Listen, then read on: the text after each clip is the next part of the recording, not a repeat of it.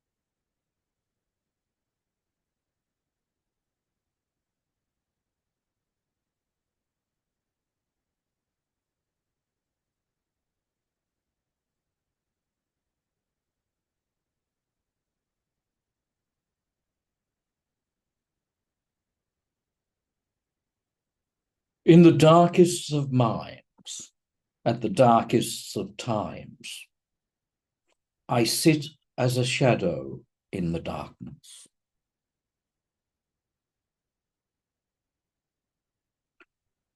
No mind, no matter how dark, does not have this shadow.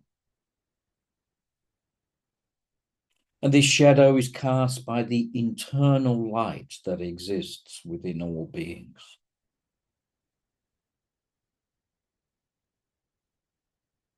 All beings have a glimpse of this light, but it is very faint for some and very bright for others. And when one's light is so bright,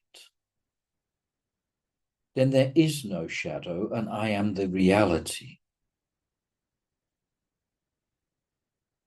But in the pain of all that must be faced at times of trauma and difficulty, there is one that loves and holds you. And I sit in your mind and wait for you. Wait for you to wake up and to look in the right direction. And this may take you as long as it wishes to take. But I sit there regardless. Maybe years, it may be lifetimes. But I sit as a shadow in your darkness. And I sit and wait for the time that you wish to look in my direction. And you are ready to perceive that in the darkest of rooms, there is a perceivable shadow that can walk in front of your eyes. And to the uninitiated, this may sound rather mystical. But to those who perceive the light, then it is a natural way that I would work with all.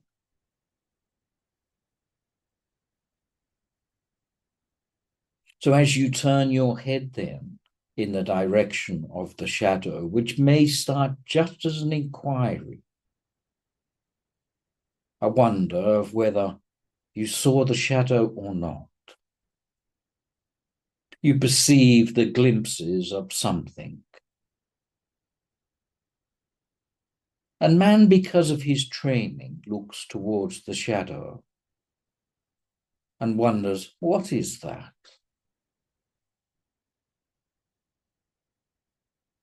But as they begin their spiritual evolution, a dawning occurs that there must be a light which creates a shadow. And then they look inwards to try to find this light.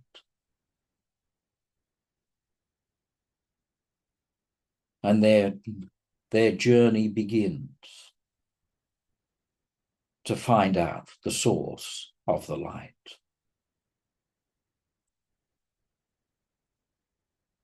And this journey then begins their journey home. As the darkness then seeks the light that it covers up and hides from itself.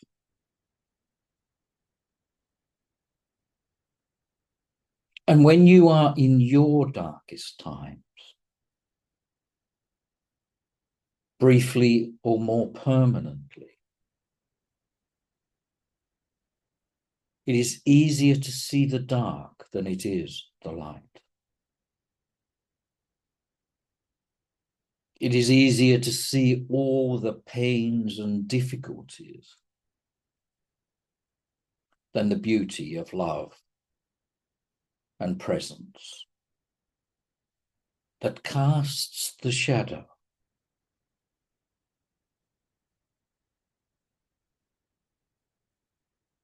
So rather than looking at the shadow of the difficulty in front of you, the one that has hurt and given you so much pain, look towards the light and know you are the light that creates the shadow. So you are the creator of the pain, the difficulty, the trauma. And you can sit and defeat that pain, difficulty, or trauma. Or you can turn your back to it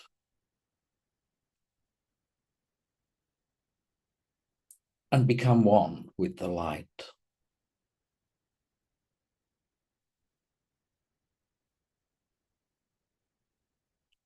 So the human world chases object and the spiritual subject. Which way do you look?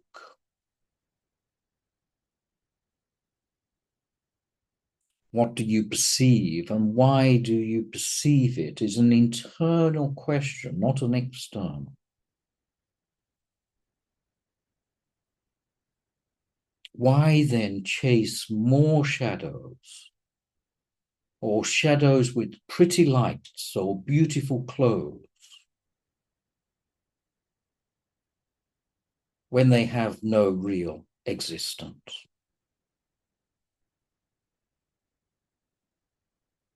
The shadow form does not exist by itself, but is cast in front of you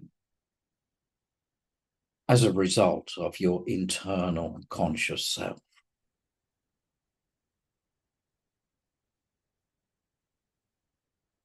So why chase these shadows and chase rainbows?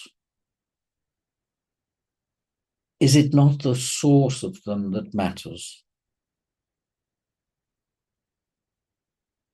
Is it not the spirit that matters and not the form?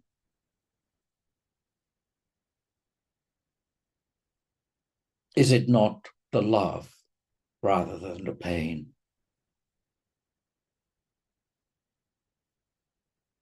And when one finds a glimpse of the light, the love and spirit, is it not so much more attractive? Is that not what you truly want? But your eyesight is compelled back to the shadow. And you take all of your armament and army and tend to fight the shadow. But you will never defeat it.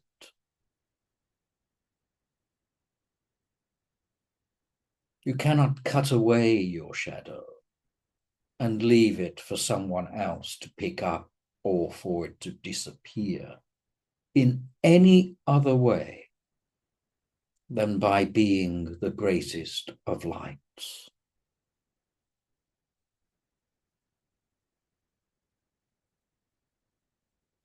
And the light that you shine casts forwards and backwards.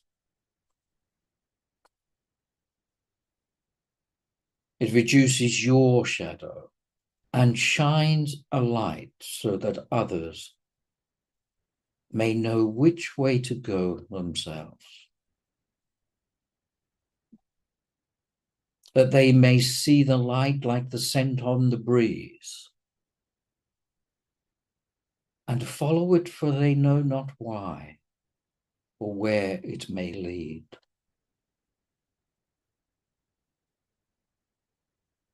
And you must be this light. That is your truth. And you do it for you, but you do it for all. You walk the path and shine your light so that others may walk the path safely, so that they may not trip and stumble. And you can guide and lead them by not guiding and leading, but by being the truth yourself, by being the spiritual love that you have in you. And is destined and urgently requires to be in the earth.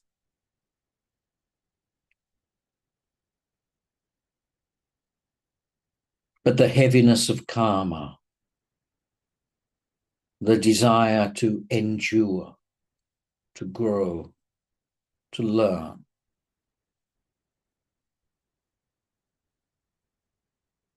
the holding on to the shadow itself, means you do not fully become the light. So do not chase rainbows and shadows, but find of them their very source. Look into that little drop of water that casts the rainbow across the whole sky. And know you are the light that creates it. You are the essence of all beings. And yet you play small and think you are no more than one that must endure. But that is not your path.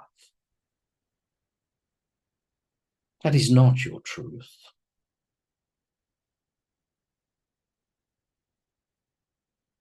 And the more you hold to that false truth, the more that subsequent lives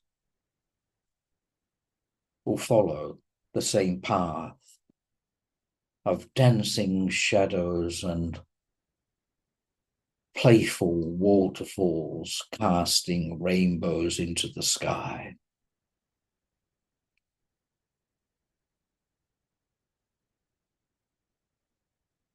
Find your light and camp there. Refuse to leave. That is your purpose. It is not to endure, but to shine.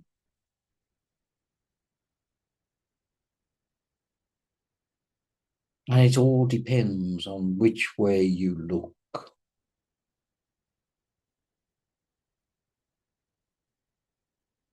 First, find spirit. That is all you need to do. No more.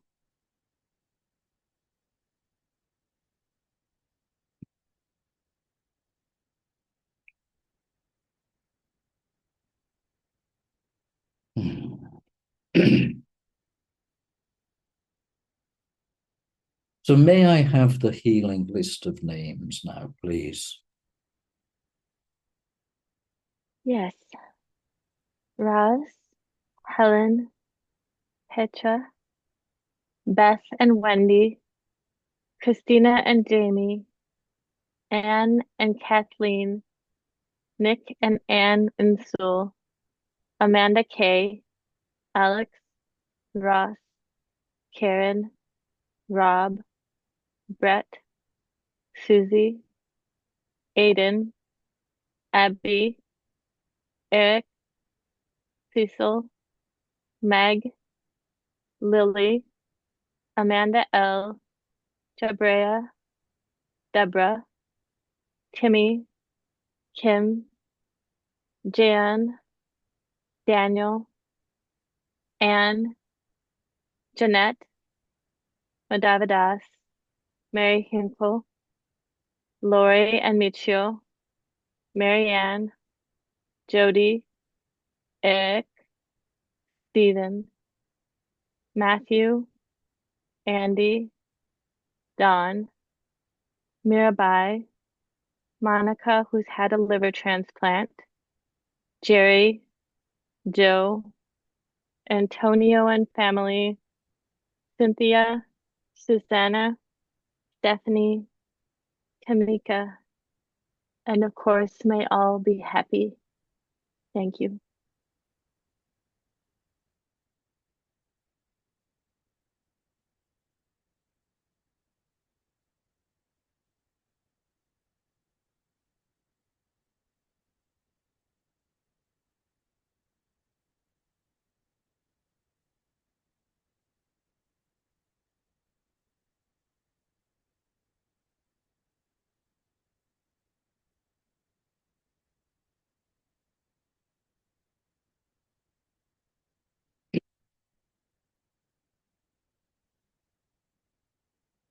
So in a moment, we'll be giving the second part of our talk, aligning the mind, moving beyond the need for logic and order. And as last week, then the talk will be given and open for anyone to ask questions regarding the talk itself. And please, just regarding the talk. Now, this talk will connect to the speech prior to the healing list. And it will also connect to talks given over the last few weeks. There is a fundamental principle that will open soon regarding the natural flow of the manifestation of the world. And this will begin our topics for subsequent topics and fields of study, particularly that we'll look at next year.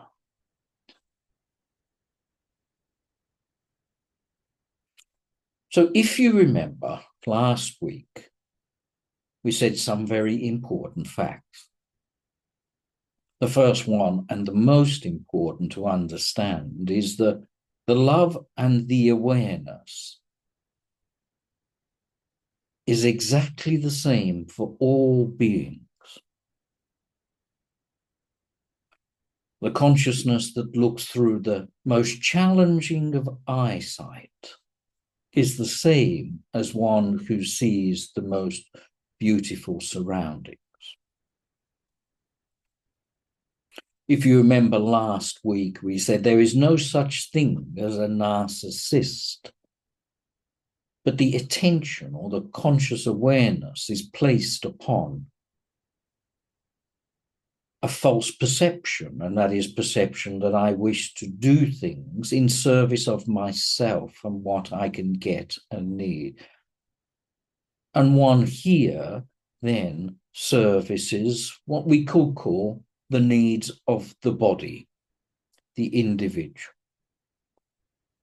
And the ability to perceive spirit, although is there, maybe quite dull compared to other aspects that we will talk about. So the thickness of ego is quite strong, and the needs for expression through karma and desire is also strong, and karma is very evident and played out in that world. And as one endures a narcissistic energy flow, then there is the perception, or forgive me, the potential that one who is enduring it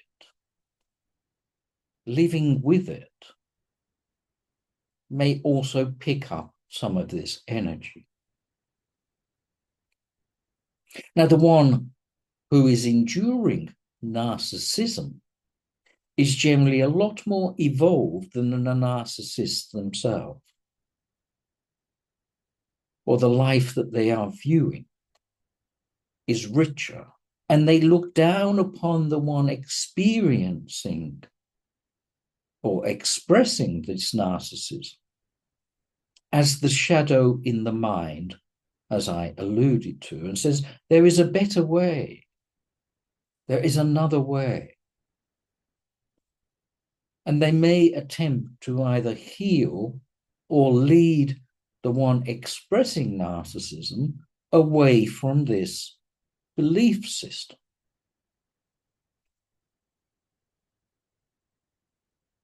But the roots of narcissism are quite strong. And they are buried into the earth and take much moving. But they can be moved. And in fact, if one tries to move the roots of narcissism, it is a long battle and very difficult to do. Now, he also said that all beings will travel through this level of narcissism. You may have done it. You may be doing it now. There is a potential that you are yet to experience narcissism. But most of you that will listen to it will have been through it already, as in the ownership of it, different to the experiencing of another claiming ownership to it. So if the person's attention is very grounded in service of self and body, then they need to be shown a different way. Now, you cannot take someone grounded here and jump them 10 steps further ahead. They must evolve slowly. That is the nature of awakening. So they come to the next level of mind. And here we have ones whose attention is firmly focused on knowledge and the logical mind. Now, the logical mind is a mind that thinks in a linear fashion. And they work through any stage of life like stepping stones. I will do 1, then 2, and then 3, and 4, and this will result in 5. And they find ones who think in a non-linear fashion, scattered stepping stones, very difficult to understand, because the trail is not straight ahead in front.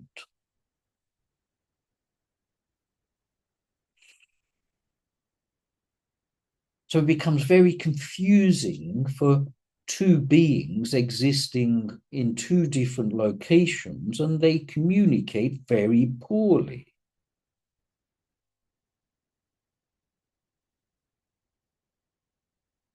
Now, because the one in logical mind, they chase knowledge, they look at objects and see cause and effect. If I jump from stepping stone number 1 to number 2, then number 3 will be available to me. And they look deeper into object. What is this round red thing that they are calling an apple? What is it made up of? What are its particles? What's its very construction? Where did it come from? Will it go to? And this logical mind then looks deeper into object, and this becomes an endless search. As you look into objects, it becomes greater and greater space and finer particles or energy.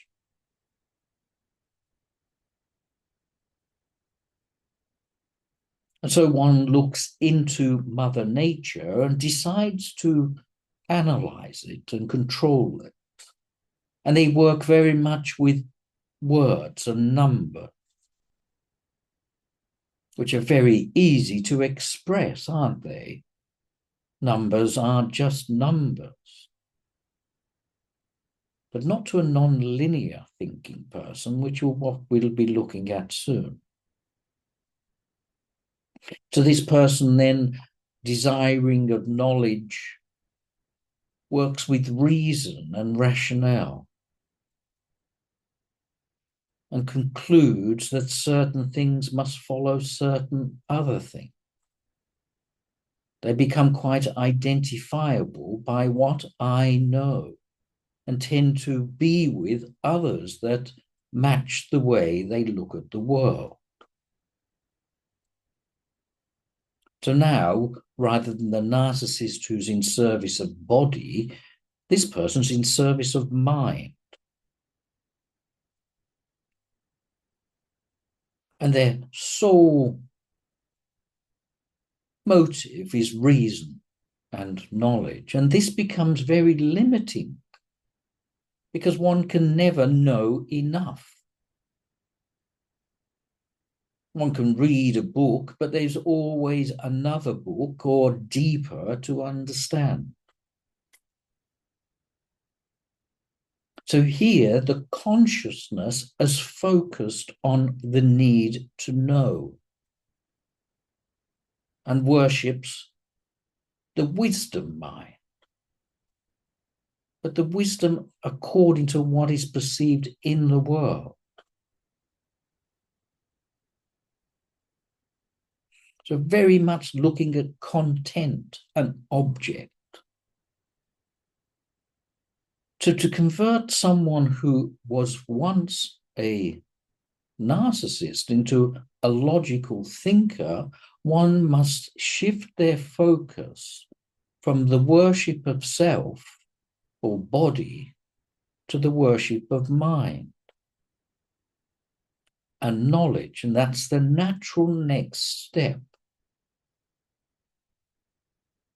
And the ego then starts to thin because it is not just for the service of self that one chases knowledge, it's also how that knowledge can be given away and expressed.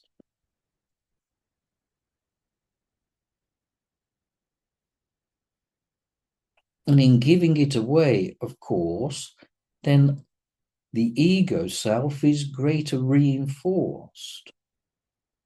And therefore, I must know more and more and more because the ego will be inflated and feel stronger.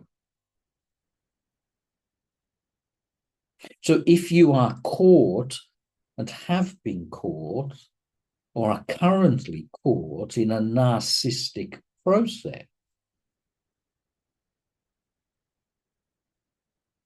then if you are only slightly more evolved, then one must look at the reason and logic of the way narcissism does not satisfy. But most people are also caught in heart who have an experience of narcissism. And the heart gets extremely tested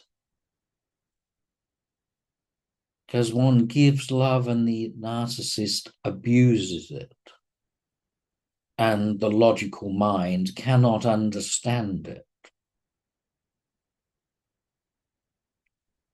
So the logical mind person begins to evolve. And again, this may take lifetimes, as one then seems to get a perception of what something called love is. At the depth of knowledge, one does not understand love. As one starts to look a little bit more internally, then one perceives something called love, which is the start of looking inwards and being a bit more subjective rather than looking at objects out there. So the dawning of heart also starts at the upper levels of one who looks into the conscious, looks into the knowledgeable self. So one chasing knowledge looks outwards and eventually leads them inwards as one begins to evolve. So the spiritual path then can become very difficult for two people who once worshipped mind and knowledge. As one begins the spiritual path and looking inwards, if the other does not follow the looking inwards, eventually their communication will become difficult, because one will talk in feelings and the other will talk in fact. So then be a drifting apart of two people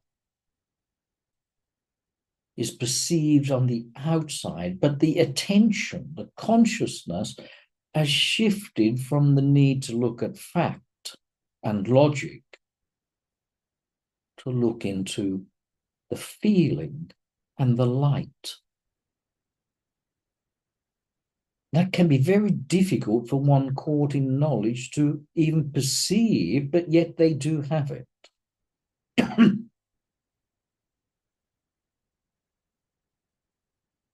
So one should talk to this logical person and ask them to look inwards and say, what does that feel like to you? Do not describe it. Do not give me words which will say it is chemicals, or it is just the way things are, or it is mathematical. You encourage the logical person to connect to their heart, which can be a very big stepping stone. But it is their next stage of their evolution. And the heart-based people we will talk more about next week. But this becomes very intermingled together. The boundary between the two, the head and the heart person, sounds quite defined. But there is a grey area of logic starting to be left, and love and appeal, or the internal realm, starting to be becoming more dominant.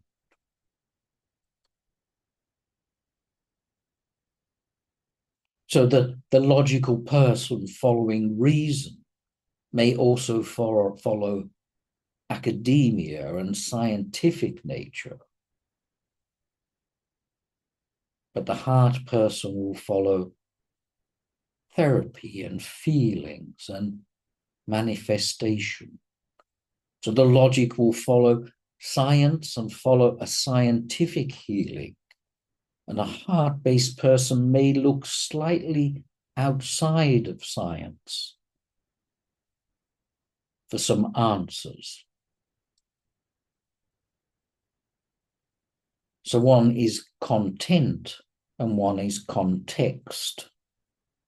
And context is the feeling which drives all content and makes life far more enjoyable. So logic and order and knowledge is very enjoyable to the logical person, but they never get the answer that they truly need. And so they chase more knowledge. They look outwards. And the dawn of spirituality is looking inwards. And that this is the dawning of the heart, of the path, of why the light creates the shadow.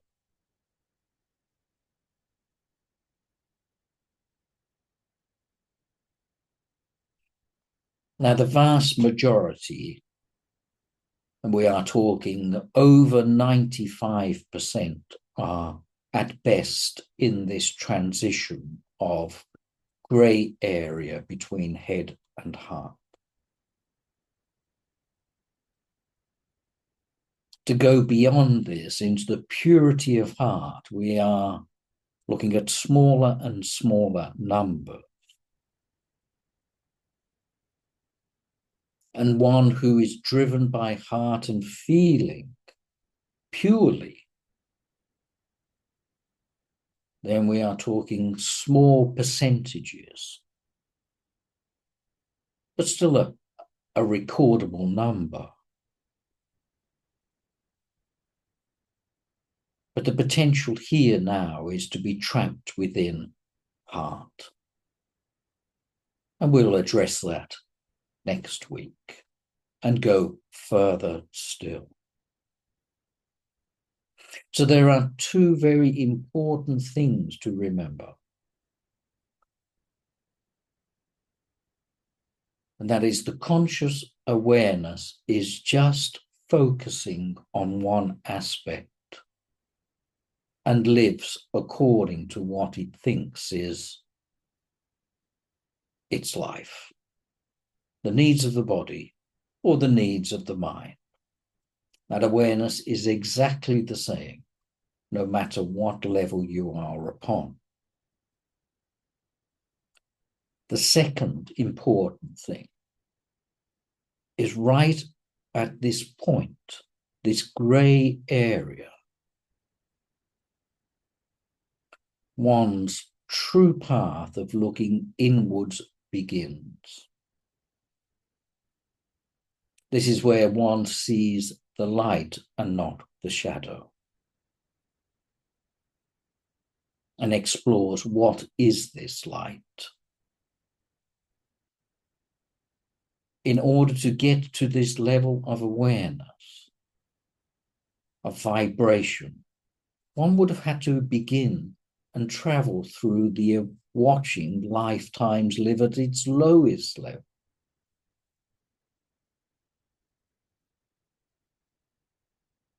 And here then we have at this point, as I said, a bridge to cross, looking out to looking in.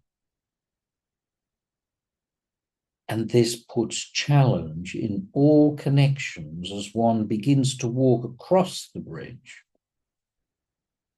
And you look back and see if the other is following or not.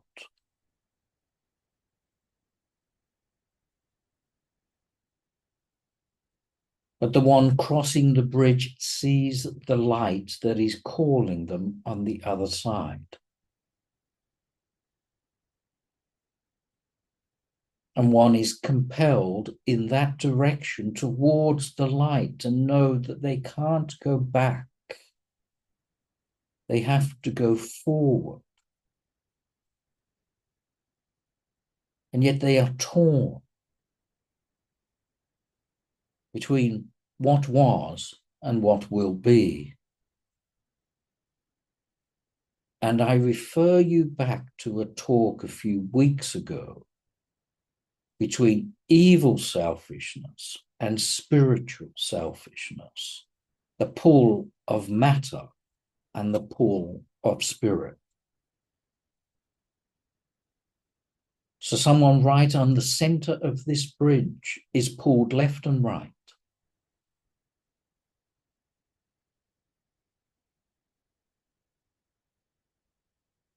And they hope to pull others with them. But they can only be the light themselves and honor their own truth, because they know what is true. And often people in this position can make big changes in their life. From the way they look at life to even leaving an old life behind and exploring this other side of the bridge.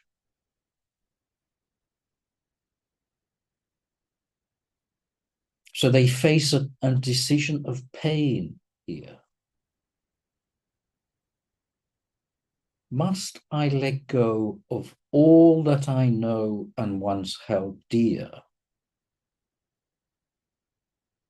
But I know I must walk across the bridge. Do I lose everything? Am I willing to lose everything in service of what I know to be true, that I have covered for so long?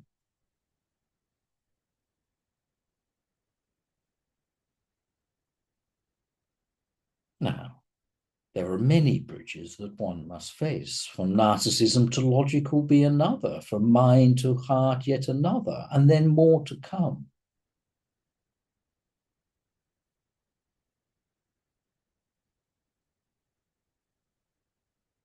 But if you look at it this way, the soul is caught at the boundary of two worlds. It is given into life because of the connection between two sides. Does it follow the outward looking and worships Mother Earth?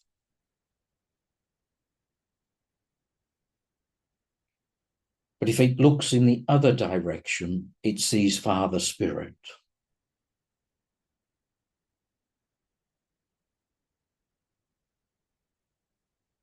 One looks into the world and one looks into self.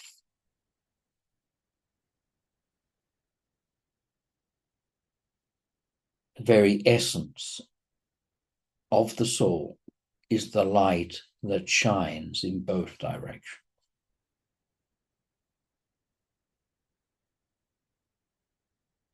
Which way will you go?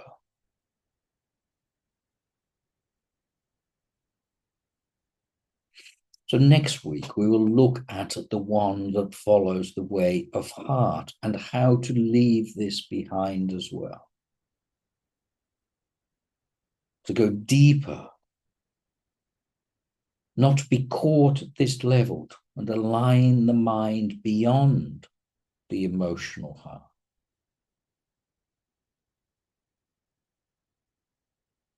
And in the fourth week, we look at what is revealed.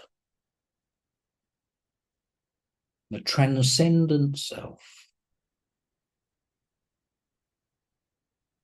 So as promised, if you have any questions regarding this talk, or even connecting it to last week's talk, then I open to questions now.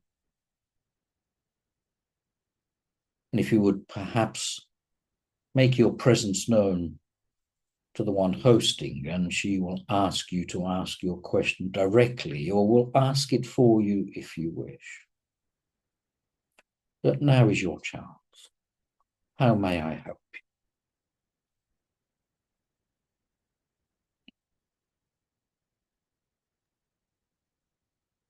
Are there any questions out there, guys?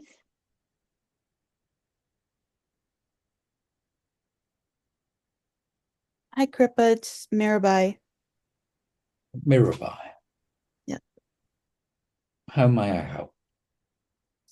So what I believe I'm understanding from our talk today is that even when you face your karma or the trauma and you start living in your heart, there's even more work to be done because you don't want to get stuck in your heart. Is that correct? Well, what is occurring? The consciousness is focusing on body, then focusing on mind, and then focusing on heart. And each of those three levels means that there is work to be done. So if one focuses and holds them for too long, one becomes them. And one perceives and thinks that I am the body, I am the mind, I am the heart. But in the fourth week, then the realization dawns is you are the light that looks at body, mind, and heart. This is the transcendent process. So you could say there is more work to be done, but there is always the realization that can dawn, more commonly at the deeper levels, but in theory at all levels, that one starts to realize that you are the light casting the shadow. You are the light that is casting the shadow called body, and then you are focusing on that shadow and living according to what that shadow needs or wants. The same with mind and heart. So one is looking deeper still with each level. So you could imagine someone that worships body and thinks, look how beautiful or ugly my body is, and compares itself to other bodies and says, well, that body is better looking than my body. Therefore, I am less a person than the other person. Very difficult to break that trail of thought, but it happens. Of course, along comes the guide that wakes them up and takes them from level 1 to level 2, etc. So when you go into your heart, in answer of your question, then one gets captivated with, can I say, love? But love is just an expression of spirit. It is only part of it. Spirit is more than just love.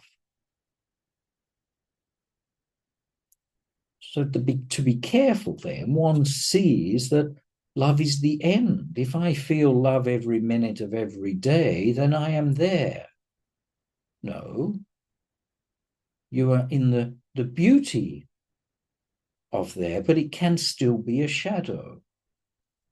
So one in this shadow may follow, let's call it devotion, and the ego attaches to that devotion and says, my God is better than your God, or my belief system is better than your belief system. You must worship this way. You must do this. Look how special I am because I can quote from any chapter of any scripture. So the ego starts to attach, or potentially, to this expression of love or devotion. Of course, mind can also be attached here as well. So you can fall into greater and greater love, and you enjoy it by the experiencing of it.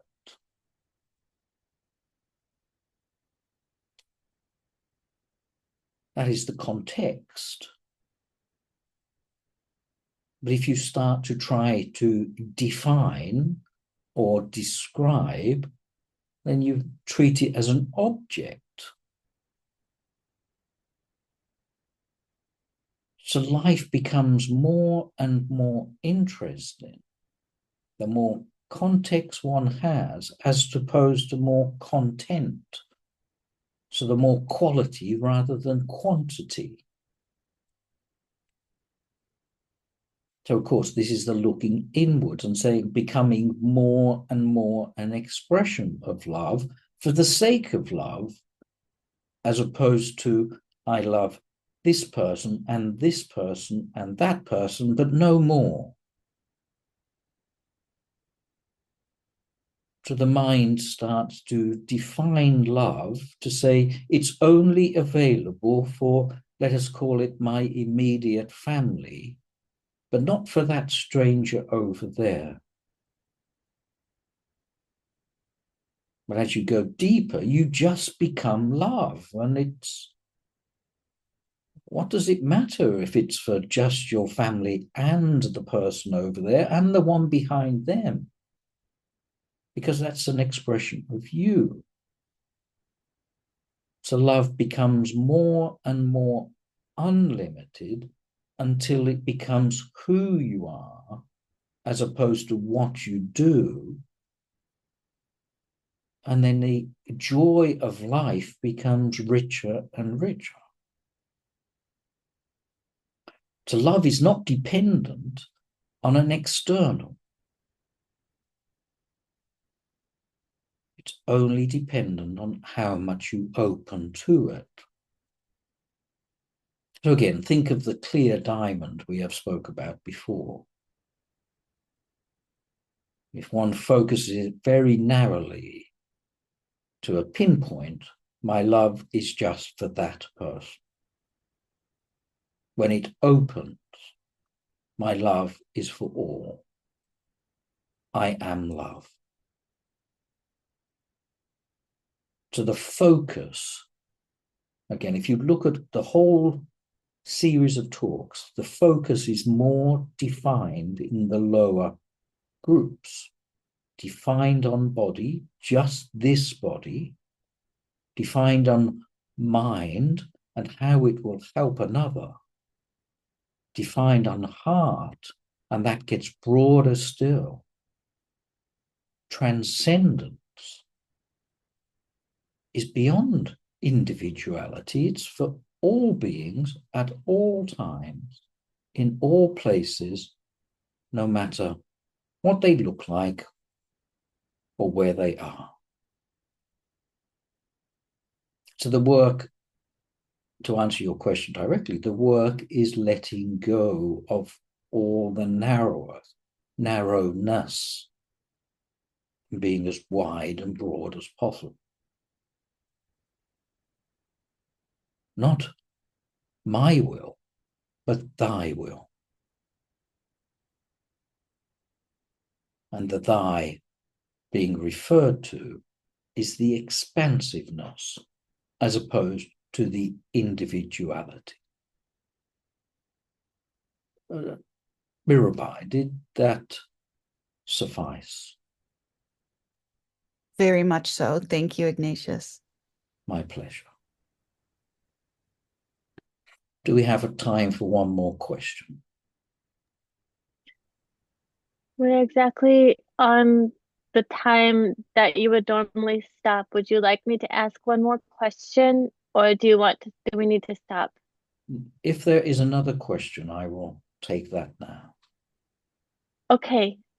Kim asks, is it true to say the more you are evolved, the more you encounter the difficulties in life?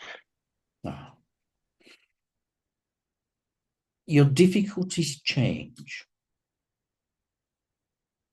At the very beginning, they are obstacles and they are mountains as big as one could imagine a mountain to be. And they come with great fear and great pain. And they seem ever unsurmountable. As one starts to evolve, then the mountains are still there, but they do not look so scary because there is more love and less fear. So one sees them and know they are not easy, but I can figure out a way around. And then one sees less fear and more love and sees, well, why have I got this?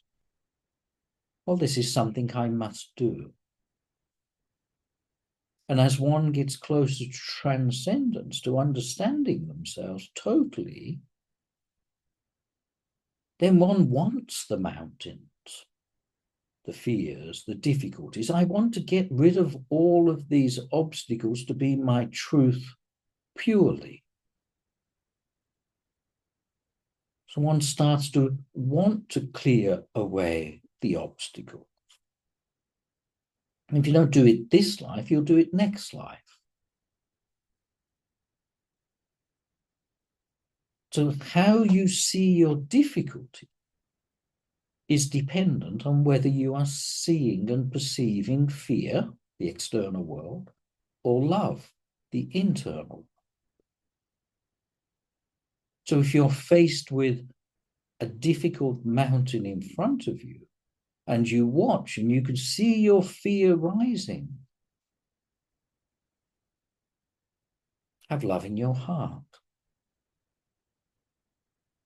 Now, I think the person was Kim. Kim, if you can feel love and imagine a difficult situation, when there's love in your heart, well, the mountain is there, but you know it's just something you must do rather than endure. If you have fear in your heart, then that mountain is full of every type of monster and creature and narrow, dark walkways and things that could trip you up and cause you pain. If you have spirit in your heart, and you know spirit, what could hurt you? Nothing could hurt you. So the way you look at life becomes the difference. They're big mountains or small rocks.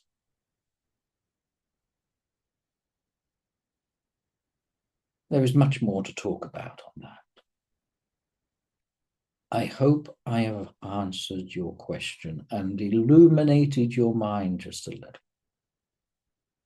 Thank you very much. Totally agree. Thank you.